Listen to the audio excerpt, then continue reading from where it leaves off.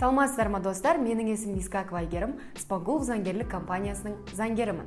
Бүгінгі видеода мен сіздерге балаға арналған Каспи Голд туралы айтатын боламын. Осы орайда Каспи Голдты балаларыңызға қалай ашу керек деген сұрақтар туындайды. Егер де сіздің балаңыз ақшасын қайда жұмсайтынын қадағалағыңыз келсе, осы видео сіздерге арналған. Каспи Голдтың не екенін барлығымыз білеміз. Ал балаға арналған Каспи Голд бұл балаларға арналған Каспи картасы. Каспи Голд көмегімен сіздің балаңыз дүкендерден, интернеттен сатып алулар жасай алады. Сонымен қатар кез келген банкоматтан ақша алады. Ата-анасының немесе қамқоршысының бірі балаға картаны өзінің телефонындағы Каспиден ашып рәсімдей алады.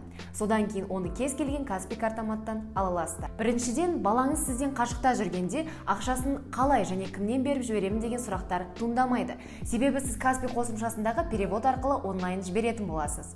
Екіншіден, профилактикалық мақсатта, яғни алдын алу.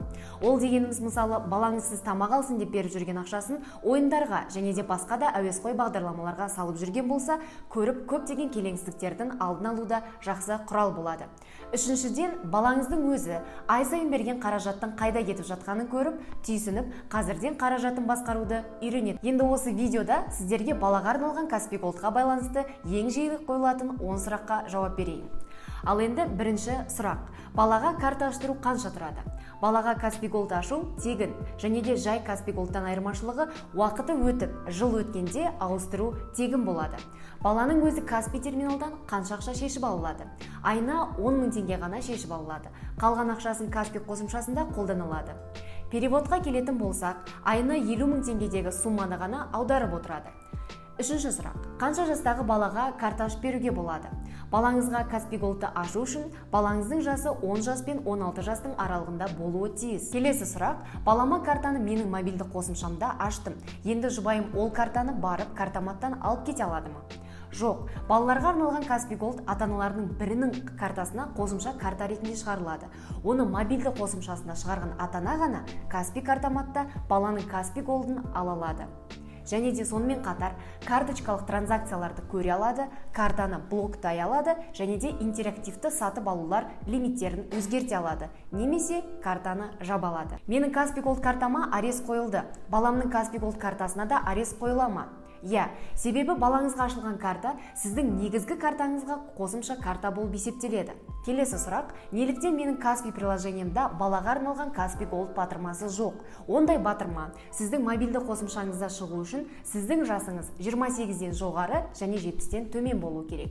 Егер де жасыңыз осы жас аралығына кірмейтін ата-ана болсаңыз, және де балаңыз 10-16 жас аралығында болса, Каспи банк филиалына барып аштырасыз. Баламда Каспи Голд картасы бар. Ол жердегі қаражаттың қайда кетіп жатқанын қайдан білсем болады? Өзіңіздің Каспи мобильді қосымшаңызға кіріп, Мой банк вкладкасын таңдап, балаға арналған Каспи Голд деген батырмаға басып, сол жерден выписка алсаңыз болады. Сол выпискада барлық ақпарат сақталады.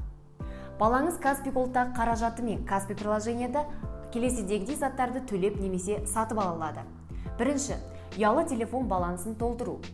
Екінші, іс-шараларға билеттерді төлеу. Үшінші, оңай және де транскарт көлік карталарын толтыру. Төртінші, велосипед жалдау ақысын төлеу. Бесінші, ойындар шотын толтыру.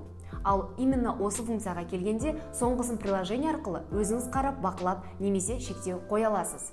Тағы бір айтып өтетін маңызды мәселе, егер де сіз балаңызға Каспи Голд ашып жатқан кезде балаңыздың инін Каспи приложениеда қабылдамай тұрса, ондай жағдайда не істеуге болады? Тұрғылықты жерлеріңіз бойынша налоговыйға барып, сол жерден балаңыздың инін тіркетесіз. Балаңыздың инін тіркеу үшін бірнеше документтер керек болады. Оларды атап өтсем, бірінші сіздің жеке куәлігіңіз. Екінші, балаңыздың туу туралы куәлігі.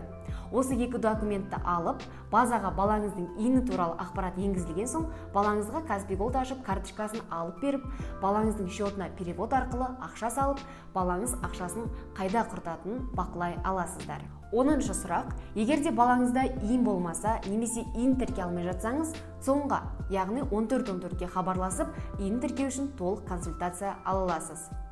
Балаңызға Каспи Голдты үйден шықпай онлайн түрде ашуға болады. Қалай ашу керек екендігін қазір көрсетемін. Достар, осылай ашып қарасаңыздар, негізі главный Каспи KZ бар. Яғни бұл батырманы қайдан көрем десеңіздер, мына жерде главный Каспи KZ-ке бассаңыздар, осы шығады. Осының ішінде қарасаңыздар, Каспи Голд для ребенка деген бар. Осының ішінде міне Каспий Голд для ребенкаға қатысты барлық ақпараттар тағы да қосымша көрсетіліп өткен, оқып қарап шықсаңыздар болады. Осының ішінде көк батырманы көріп тұрған шығарсыздар, оформить Каспий Голд для ребенка деген. Яғни мына ұяшықты ашып қарасаңыздар, балаларыңыздың ин номері және де мобильдік телефон номерді сұрап тұрған жолдарды көрсеңіздер болады. Осы ақпаратты толтырғаннан кейін подтвердить номер ребенка деп басасыздар, сосын сіздерге смс-код келеді. Сол смс-кодты толтыру арқылы Каспий Голдты балаларыңызға тіркеп қоясыздар. Яғни одан кейін Каспий Голд картаның өзін кез келген Каспий Голд картаматтан алып кетсеңіздер болады. Осымен видеомыз аяқталды. Егер осы видео сіздерге пайдалы болса, лайк басып каналға тіркелуді ұмытпаңыздар. Назар аударғандарыңызға рахмет, сау болыңыздар.